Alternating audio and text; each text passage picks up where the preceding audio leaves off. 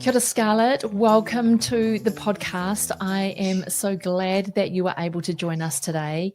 I would love for us to start this conversation by you introducing yourself to our guests, who you are, where you're from, what you do, in order to make your moolah. Kia ora, ko Scarlet Mokaraka tuku ingoa. Ngā mihi nui kia Sandra for having me on your show. Very, very excited. I'm Scarlet Mokaraka. First up, I guess, it's always motherhood's the first hat you put on. So I'm soon to be mother of 5, which is, a journey in and of itself. But I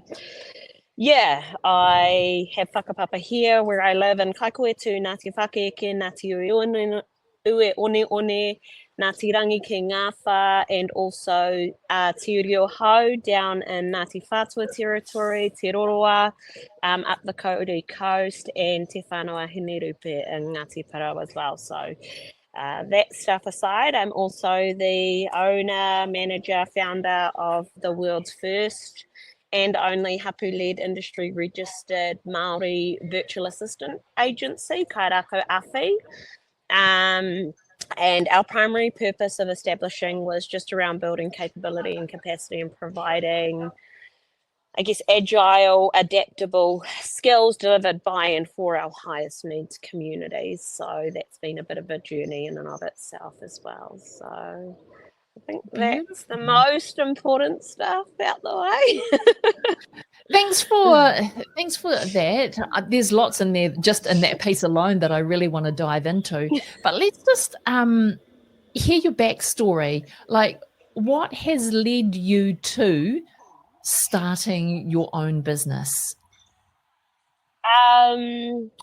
So when I first moved up to Kaikoura about 5 years ago, my husband and I were on our own whakapapa journey, sort of got pulled into small pieces of work. We knew when we came up here that we wanted a lifestyle change. Obviously, that was a big reason for the shift from Waitakere, where we both grew up and had very solid foundations, all the opportunities down there as well.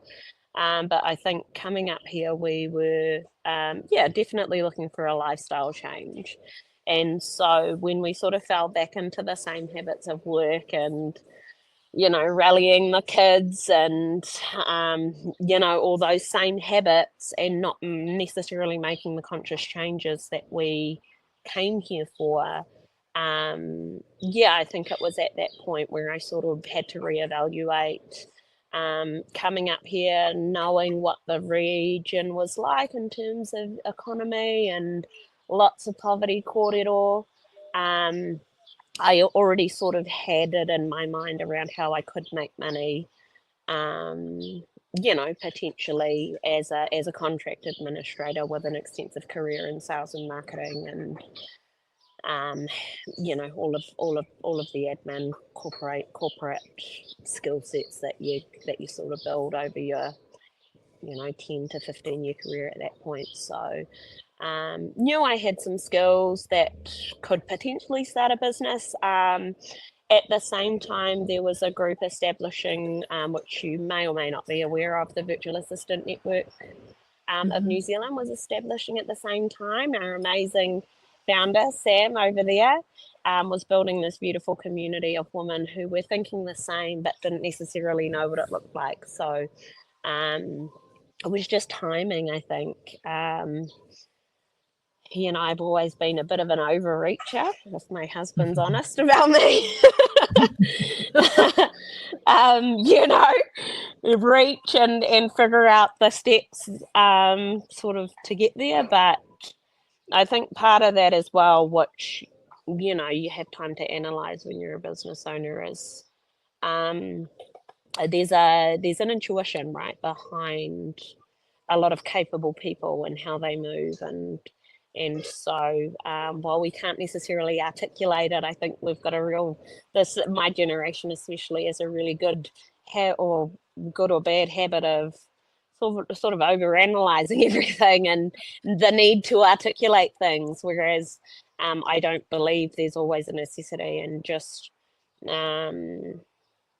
intuition as a form of information sending and receiving from your environment and your skills and your experience. And if you can be brave enough to trust that without necessarily knowing what it is, then that's going to help you in a lot of, sensitivities and sense checking along the way as well. So yeah, I guess that's sort of where we started. And then my original business looked very different than what it does now.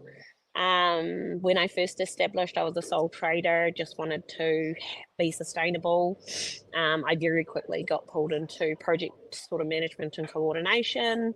It was very adamant that I didn't want to employ people because I had this mental block or this like character block of not wanting to make money off people, whereas since then, knowing the need, doing all the work for my hapu and my whānau and, takiwa, iwi Māori, all of those different layers, you need a really specific, unique, agile skill set. And a lot of our people were getting burnt out, especially through COVID. And so the point to Kairaku Awhi was actually just that, was just the agile capacity, quickly, quality, being able to respond to a need very easily and adeptly. So, yeah, I think that's... So when you went, so you only started your business once you moved up the Kaikohe. So once you were down in Waitakere, you were still very much working, going to work 9 to 5 kind of scenario. Yeah, that's right. We had 4 kids already when we moved up. So our youngest was 9 months when we came up.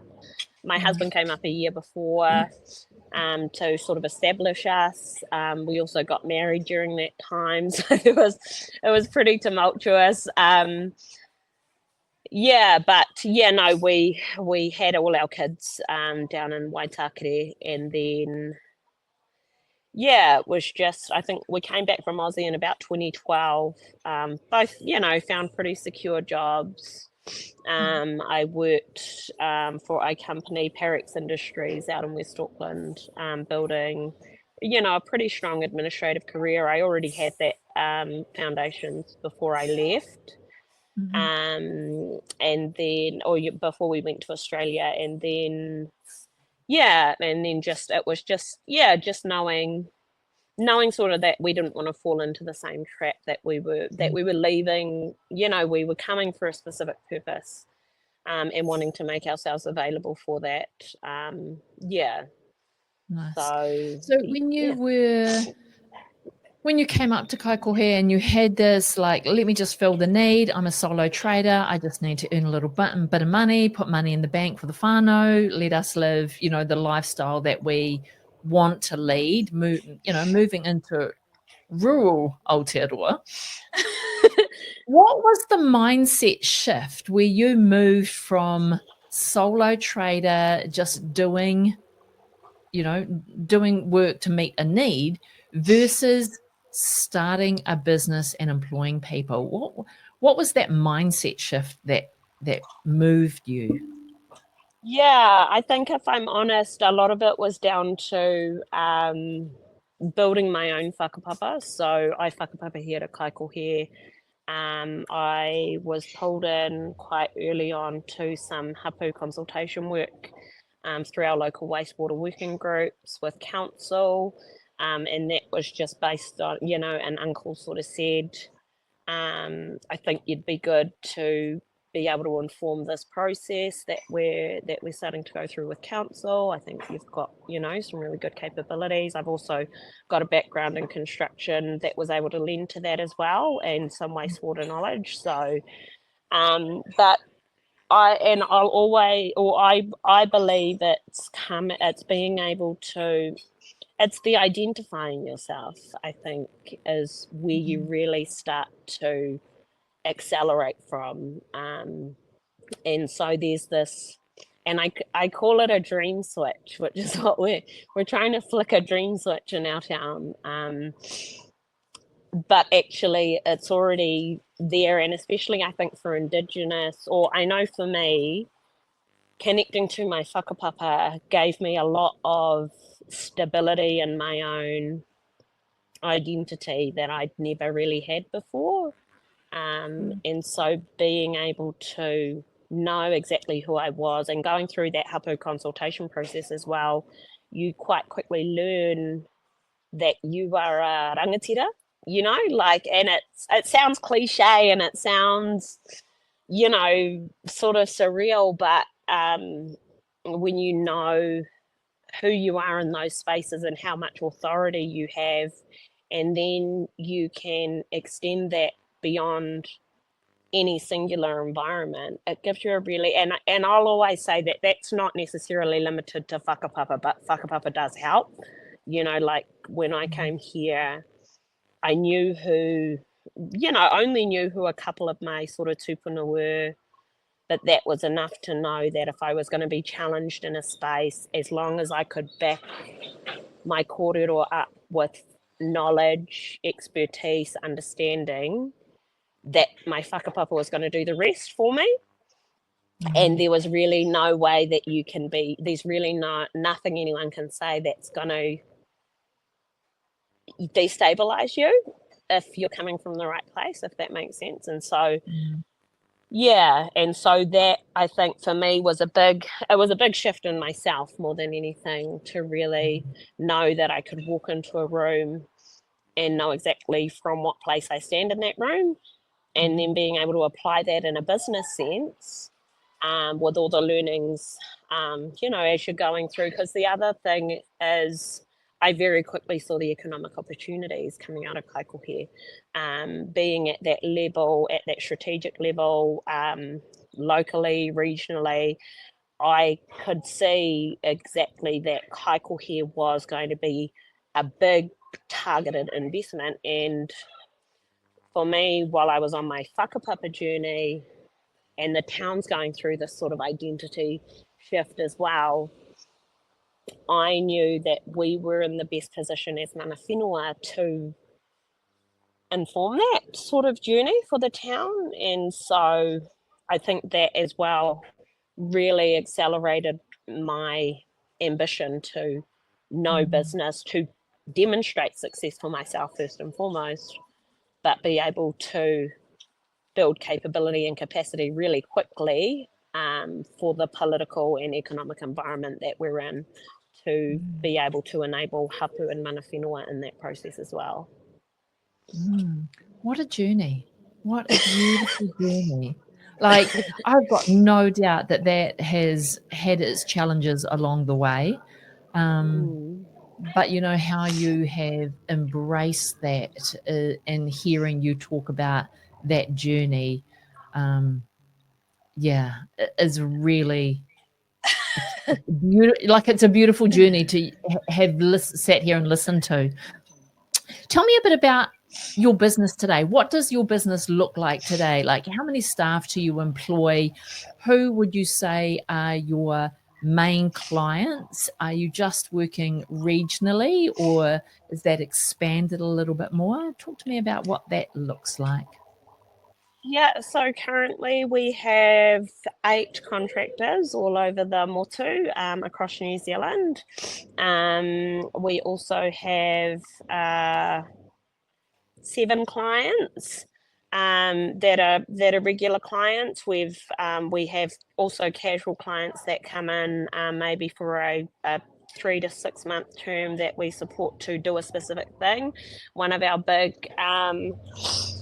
I guess, offerings is all around aspirations and your moi moia. So we, because of our Indigenous models and how we sort of deliver, we're getting more and more project-based, I guess, work. We also have a projects company, so that started just through me being able to enable me to deliver projects locally, but that's very quickly sort of come down to other people seeking that level of expertise and the agility that we can offer as well. And then yeah, I guess this last year has really been about. So I didn't really onboard any team members until early last year. I guess consistently, properly. Um, but 4 of our team have been on board with us since then, and that has been a journey. I don't fancy myself a leader, but I guess you sort of attract your tribe. I fully believe that now. We're very lucky to have the capacity and capabilities that we have access to in the VA network. So we've got an amazing community there that's at the ready with really quality expertise for pretty much anything you want to pick up and sell. And then we've also just established a charity to be able to do some of our community-led development here in Kaikohe, and a physical office in town as well that we're wanting to build into a bit of an economic incubator, I guess. And yeah, so this last year has been a journey of, I guess, me learning myself a little bit more in a leadership space, how I interact with my team, how we build capabilities and capacity internally. I'm quite I guess loose in terms of management. I put a lot of trust in people, and them knowing their capability and capacity, which is sort of how I operate. So there was a journey going through that, knowing that not everyone, has that sense of self, I guess. So what role do I have to play in that journey for them? Which is, that's really tested my values and my priorities, in terms of, conflicting with the business objectives and outcomes. But I'm really happy with how I have grown into that space. There's been a few instances where, I could have been really, really gnarly, and I managed to not be. So, I'm pretty happy with that journey as well. So now it's just fully about, we've got all the foundations in place. We've got our financial model. And I guess the other thing on that is like, yeah, I've been operating on my own intuition, I guess, like ends are gonna meet, and then it's not until you sort of get to the end of the month and you're a bit freaking out about ends meeting and knowing that you've got people relying on you, and that's going to give you a kick up the bum if you've got any sort of integrity. So it's just moving through those pieces of the work, I guess. Did you have a sense of what you wanted to build, so as you moved from that solopreneur into actually building a business, did you have a bit of a dream around what that looked like, or have you just followed your intuition along the way to see where you land, and you've just taken on board the necessary leadership skills as you've gone along? Yeah, so I guess, as I say, I was going through a lot of my own sort of learnings as well. And I was picking up a lot of, mātauranga. So I didn't grow up with mātauranga Māori. It's only been since I've been home that I've been able to grasp any sense of that te ao Māori. And there's just this really beautiful, unique way that we have of, like it's in our manaaki, it's in tā koha, it's in, and they're really easy principles to put into business. They're not a challenge. They don't challenge the system. They actually complement it. So I wanted something that felt really Māori, but didn't feel like you were stepping out of one world into another. I wanted it to align all of our natural strategies. You know, when I hear some of the stories and some of the kōrero about my nanapa that was here and, you know, the work he did, I just think he was an amazing strategist, you know, and then as well, at the same time, I've got some sort of circular, you know, I've been developing my circular economy understanding, and it just all fits a really well, really healthy, really sustainable system and economy and environment, and you know, and so that was what I wanted to create, and I knew that I was a front runner in terms of I was one of the only Māori in the VA network when it established, so I knew that was a space that as I grew, I could lean into, and it was just maximizing that opportunity as well as it came up, to make sure that I maintained that space as that in the network, and that's really helped as well. That's helped support my journey. Right. And so would you say that's where how you describe yourself as being a hapu-led, industry registered Māori virtual assistant agency, just because you are hapu-led, that's where you are coming from, that's the perspective that you are coming from, and then your business being registered with the VA network. That's how that, if I understand that right, that's kind of how that comes together.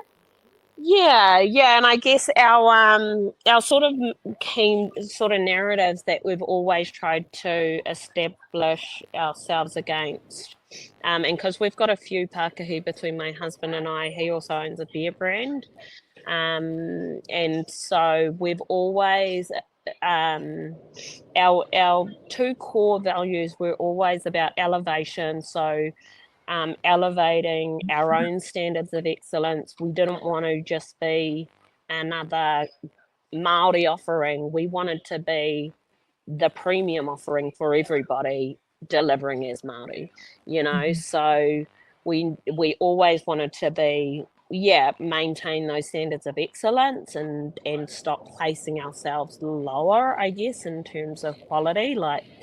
And then the reclamation as well. So for me, that was big in my whakapapa journey, was, you know, reclaiming my whakapapa. But, you know, in terms of my husband and his beer brand, it was about reclaiming his relationship with alcohol, you know, all of the horrible domestic experiences he had and trauma he had attached to alcohol through his journey.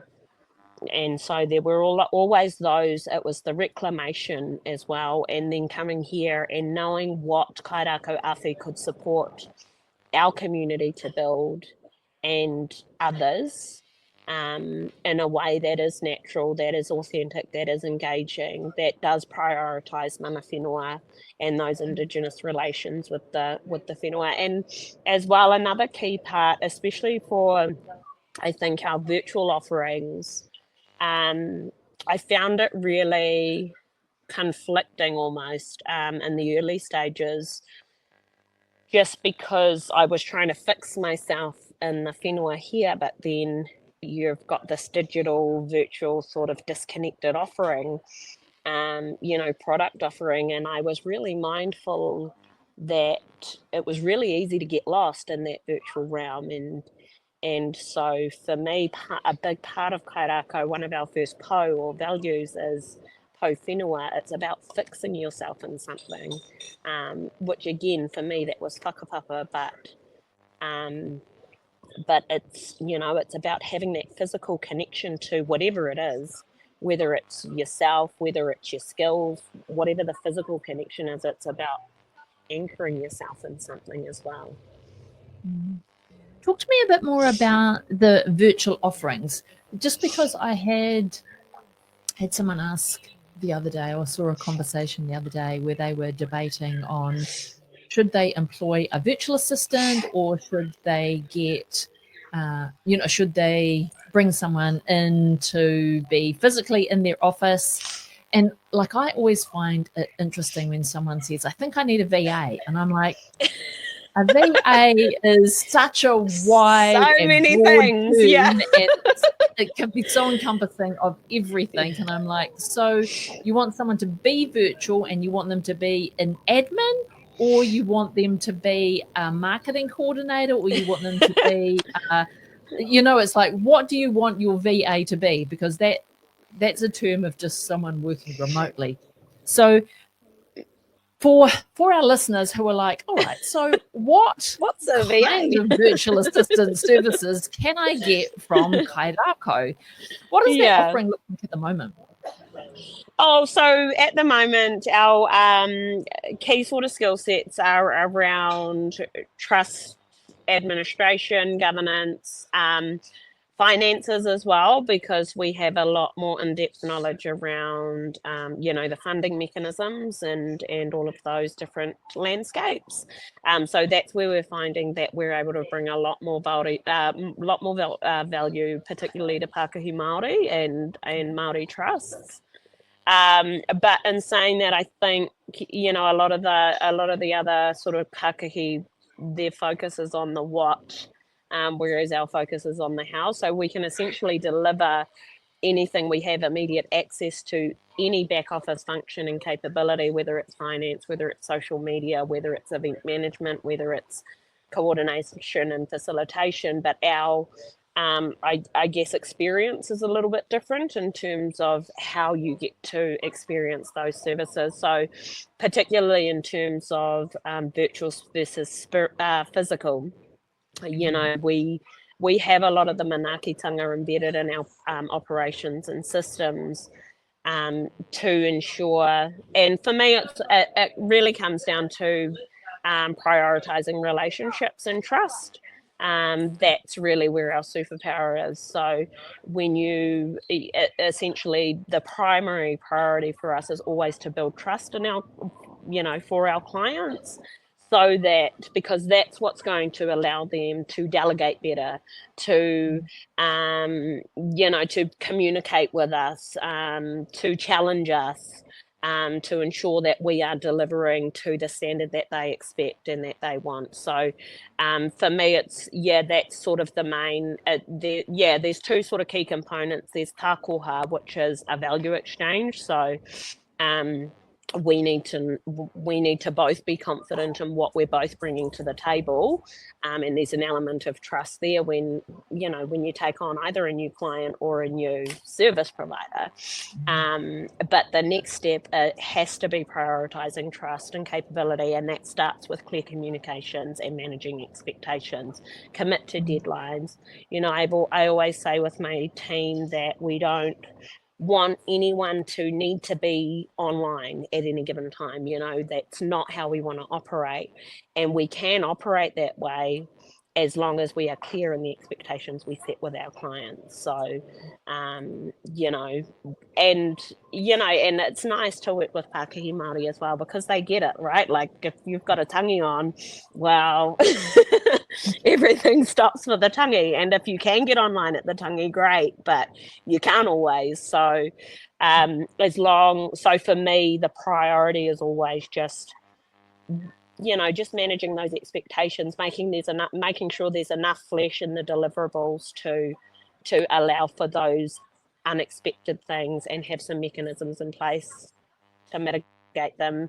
And then I guess as well, another thing that really lends itself for me is I grew up surf lifesaving, so I have a really strong sort of triage skill set, and I'm able to sort of sort through the noise a lot quite easily. So I'm very process driven and systems driven. So that, paired with our relationship skills and expertise, lends us to being a little bit more agile in how we can deliver. Nice. And are you looking for clients in a long-term relationship? So do you marry your team member with a client? So once you've decided that, yes, we're a good fit, we're going to work together, we've got systems and skills that can help you, so that marrying together of client and team, we've established that.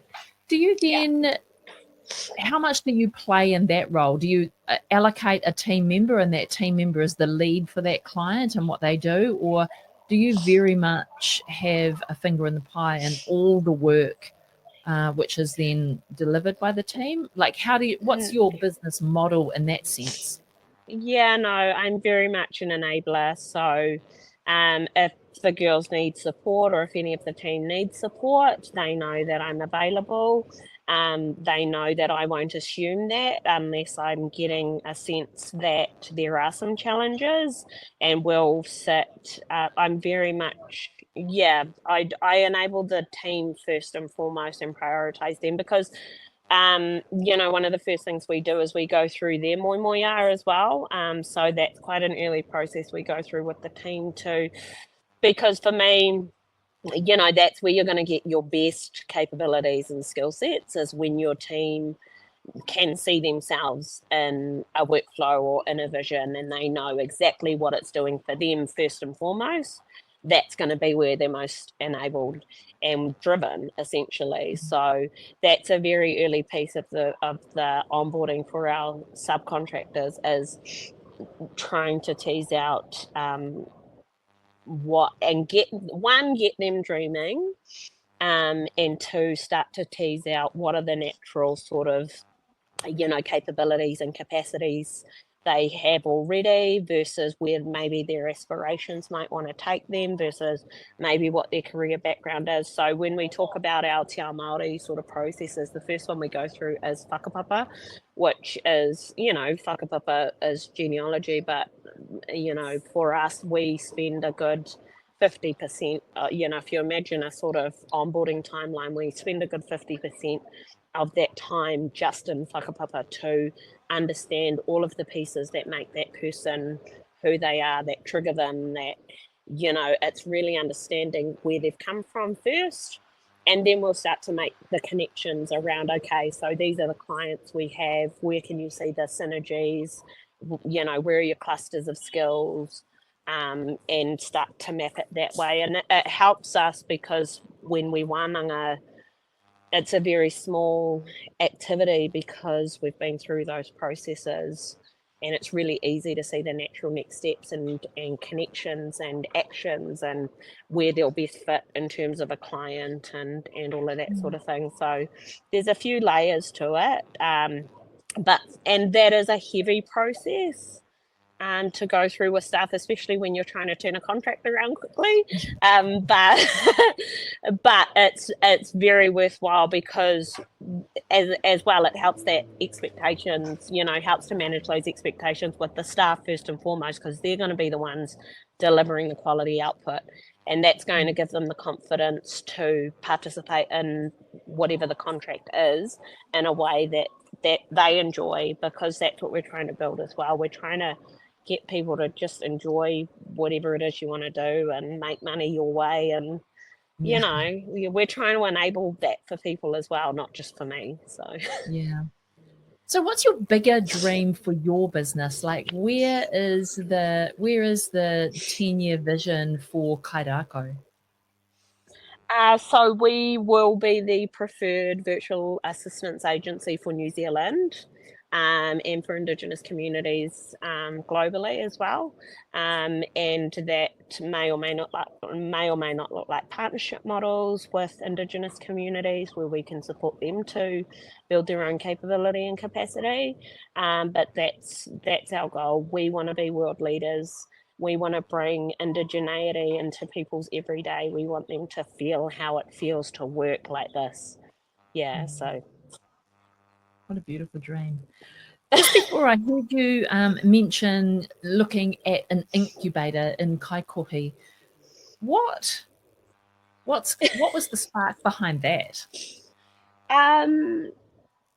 It was actually my husband's sort of vision in the middle of COVID. I don't know if you heard, but we had a lot of gang violence, and as hapu, we put a rahui on the town because there were just that many gun shootings.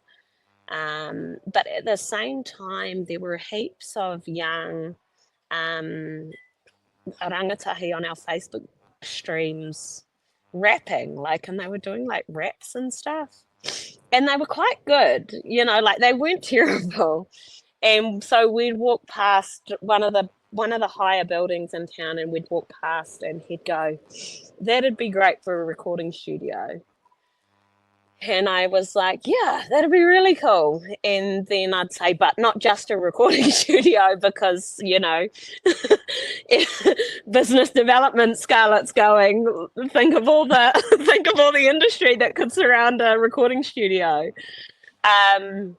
Yeah, so we've had this sort of, you know, vision of just a little ecosystem where, you know, building on that sort of Culture Kings vibe, because I love the grit and the resilience of our whānau here in Kaikohe. Like, it's one of my favourite things about the people, and the town itself as well. Like, you can't come here and not feel like quite tough, and you know, like, so yeah, so it was to build on that Culture King sort of vibe,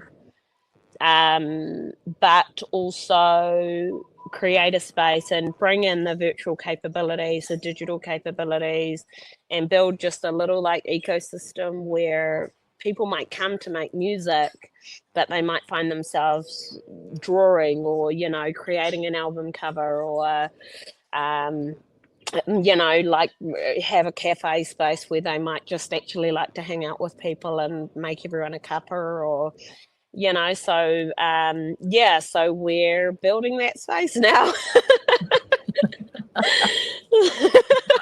So how far away is that from reality, you know, launching well, into being usable? yeah, well, so we've literally just secured the space. So from there, I went on a hunt to find the owner, because there was no contact details. None of the real estate agents knew, had sort of any information with us. So I think I reached out to, because it's above the post shop, I reached out to, on LinkedIn, the asset manager for Kiwi Bank, actually it was. And I said, "Hey, do you have the contact for, or do you guys own that building?" I said. And he said, "No, I don't, but here's the contact." So we spent we spent about 6 months, or 6 to 9 months, trying to get in touch with the owner. Yeah. And then since then, so that would have been, yeah, sort of 2021. And then we spent a year negotiating with the owner, because he had a whole lot of structural things to do, which we were happy to be a part of, but didn't work out that way. So we've only just secured the space. We've agreed to the sort of parameters around how we're going to work in partnership with the owner of the building, just towards long-term sustainability for him as well. And yeah, I think we're probably, we take the keys, and then we've got a 6-month, renovation timeline. The sound space is sort of a more of a 1 to 2 year project.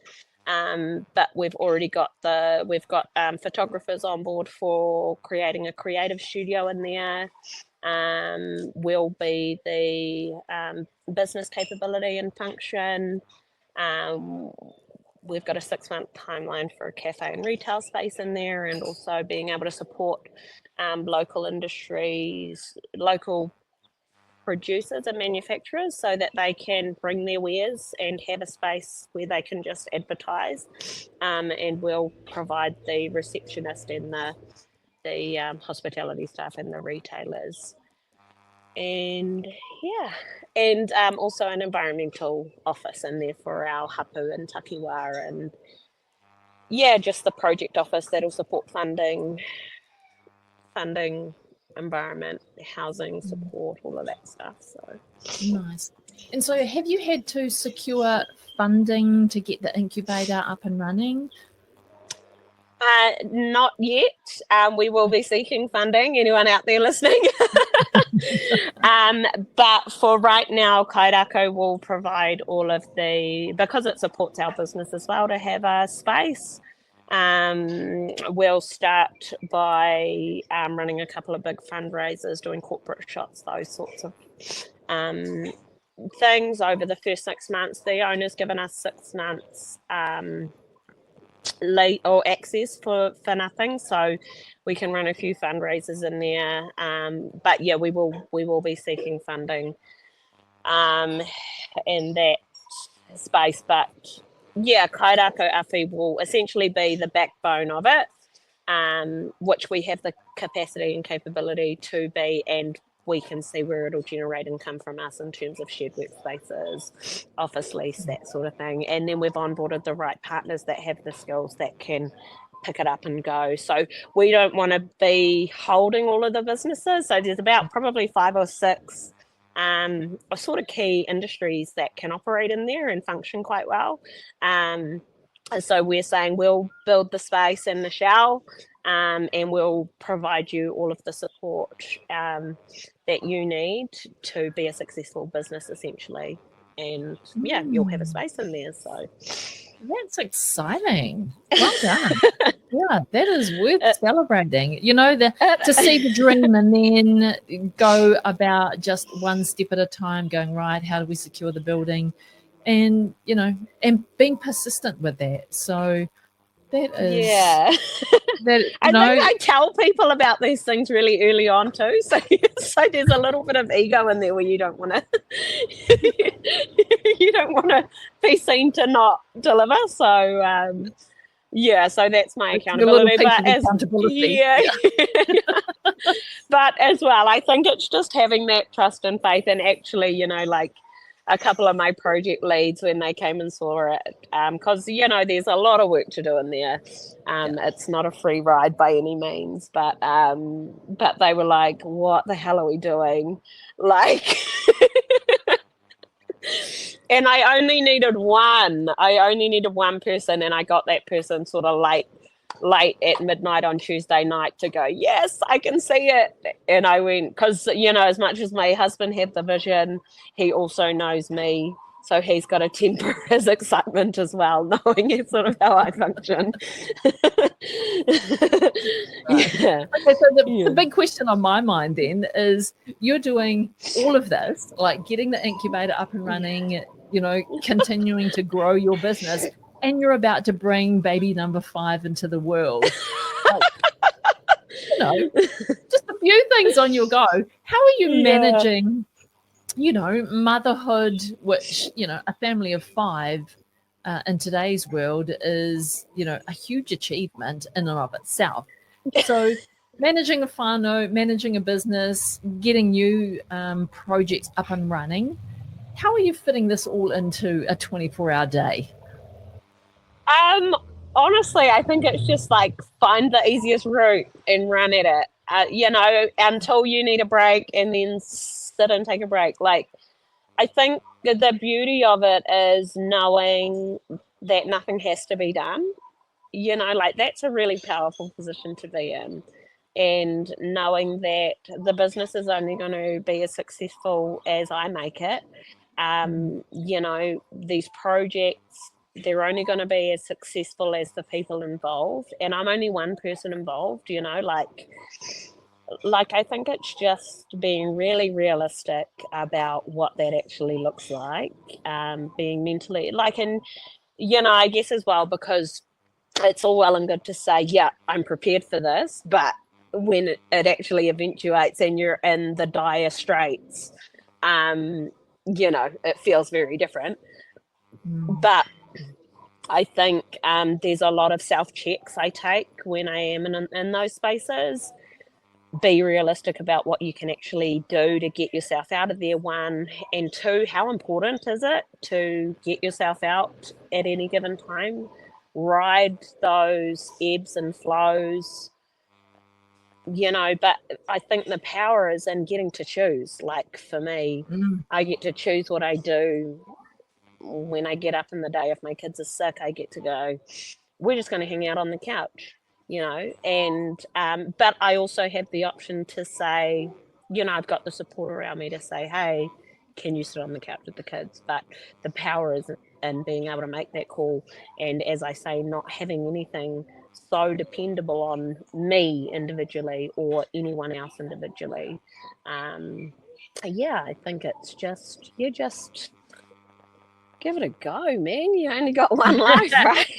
Build community around you, so you Yeah. can, like, that's what I just took away from what you just said, is Yeah. build the community and the support systems to allow you to have moments of quiet, and Yeah. moments of being able to take care of the immediate need around you.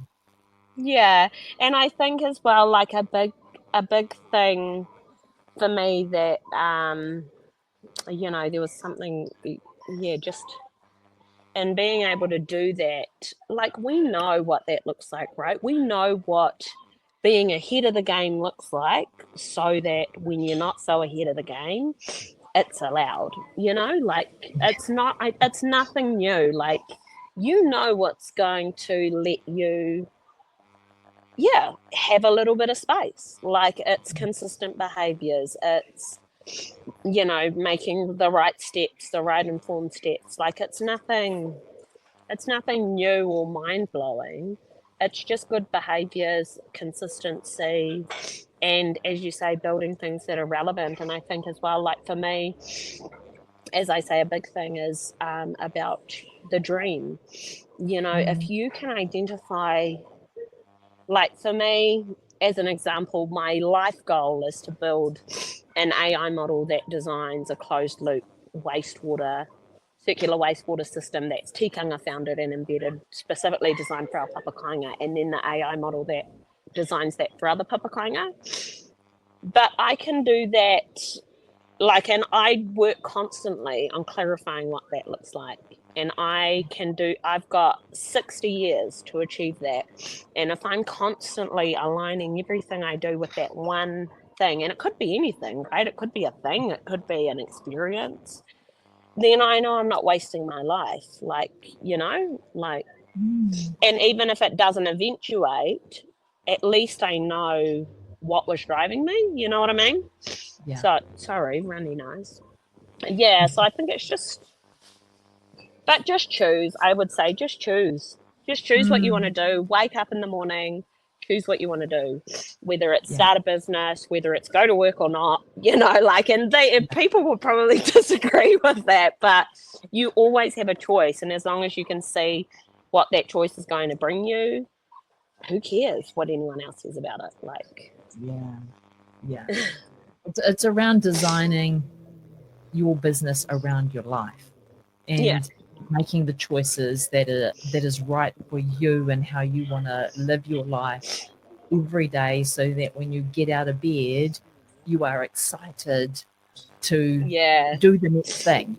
Like, you're excited to get out of bed and do the next thing in your day, because you've got the bigger drive and the bigger why and the bigger understanding behind you. How you build that and how you create that reality, we all have choice. We can all do exactly what we want to do, and still be economically abundant, and economically viable. And when what that does as well, when you're competing in such a, in these markets, that there's just so much on offer, you're never actually competing, because no one can do what you can do. Like, actually, no one can deliver what I can deliver. And I guess another really cool learning I had as well was when I was, we were going through some marriage issues. And I remember going through some counseling at that time. And she said, just wake up each morning and choose to be in or choose to be out, and that, that got me through that period. But also, I'm now able to apply it in other aspects of my life, so nothing is ever so dire that you can't just make a choice in the morning. Like, that's one thing that I've always said to every staff member that I've employed is, I want you to love to come to work every day. The morning that you wake up and you don't want to come to work, that's the morning that you need to leave and go and find your spark again. Because I don't want you to stay working for me just because you're taking home a pay packet. I want everyone to love to come to work. I don't want to be the one who has to create the love for you with what you do.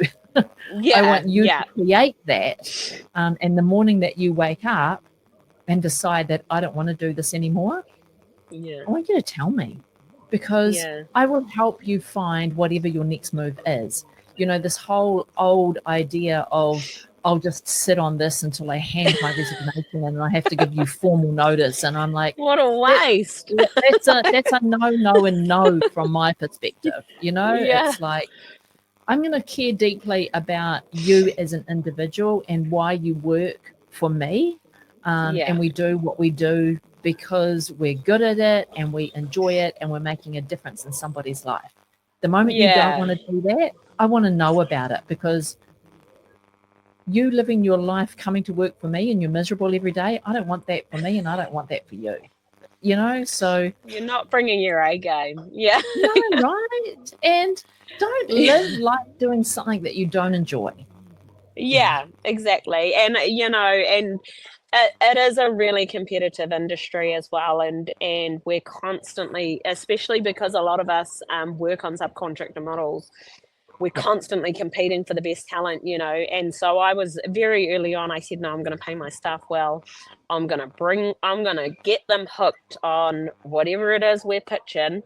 They are going to be delivering for me, so they are the ones that need even more attention than our clients. And it's so validating when, like, my staff just came back from, one of my staff just supported on the Y262 event down in Pōneke. And she goes, oh, yeah, so-and-so tried to poach me again. And I went, oh, yeah? Yeah. And she goes, yeah, I told her, nah.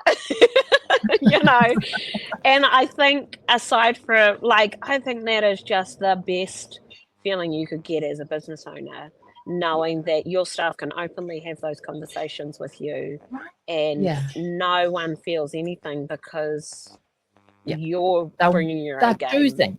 Yeah. They're choosing where they want to be. Yeah. And everyone has a choice. That is beautiful.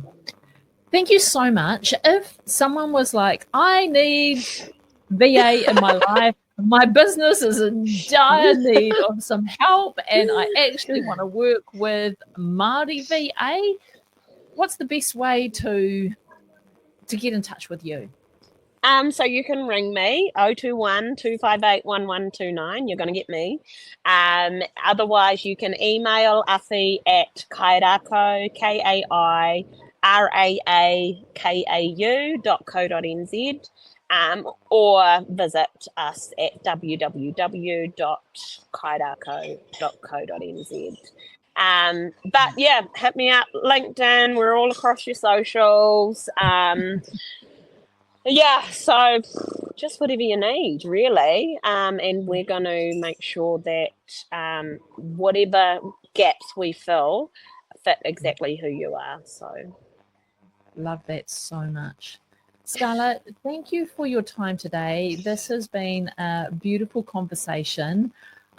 What I have taken away from the most is about choosing to get out of bed every day and do what brings you joy and what keeps you moving towards your bigger dream.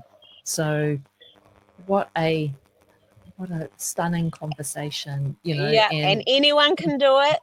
Lean into those foundations you have, identify them, figure out what they are, and take those so strongly into all of your spaces, and you will be successful in whatever you choose to do. That's amazing. Thank you so much. I've really appreciated our conversation today. Thanks so much for having me.